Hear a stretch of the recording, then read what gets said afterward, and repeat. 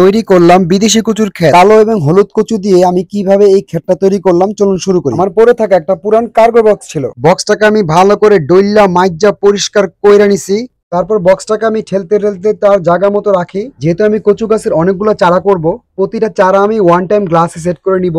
বর্ষায় যখন গাছগুলো সুন্দর হয়ে যাবে তখন আমি এই গাছগুলো দিয়ে যখন অন্য সেটআপের কাজ করব, তখন আমি খুব সহজে গাছগুলো অন্য জায়গায় ট্রান্সফার করতে পারবো। কাপের নিচে প্রথমে কিছু মাটি নিয়ে নিছি, তার উপর একটা লেয়ার সিলেট স্যান্ড, এতে করে নিচের মাটিগুলো উপরে ভেসে উঠে পানি নষ্ট করবে না। শীতে মূলত এরা ঘুমোনিদ্রায় থাকে। নতুন বৃষ্টির পানি পেলে এরা অসম্ভব সুন্দর পাতা ছাড়ে, তখন দেখতে অনেক ভালো লাগে। বক্সটায় আমি পানি দিতে দিতে যেই চারাগুলো লাগিয়েছিলাম ওগুলো আস্তে আস্তে বসাতে থাকলাম, আর একটু একটু পানি দিয়ে গাছের মাটিগুলো আমি একটু সেট করে নিলাম। বর্ষায় যখন ওরা ঘুমোনিদ্রা থেকে জেগে উঠবে, ইনশাল্লাহ আমি আপনাদেরকে দেখাবো আমার এই কচু ক্ষেতটা কত সুন্দর হয় এবং কিভাবে কচুকে ফিডিং করিয়ে বড় করতে হয়। তারপর উপরে আমি কিছু পানা ছেড়ে দিলাম, ওই লাল লাল পানাগুলো আমি এখানে কিছু দিয়ে দিলাম। কালো দেখতে এটাকে ব্ল্যাক কোরাল বলে, আর এটাকে বলে ইয়েলো স্প্ল্যাশ। আপনাদের বাগানে কারা কারা কচু গাছ করেন একটু কমেন্টস করে জানাবেন। আর এই কচু গাছের পরবর্তী আপডেট পেতে আমার ইউটিউব চ্যানেলটা সাবস্ক্রাইব করে রাখতে পারেন। সবাই ভালো থাকবেন, আল্লাহ হাফেজ।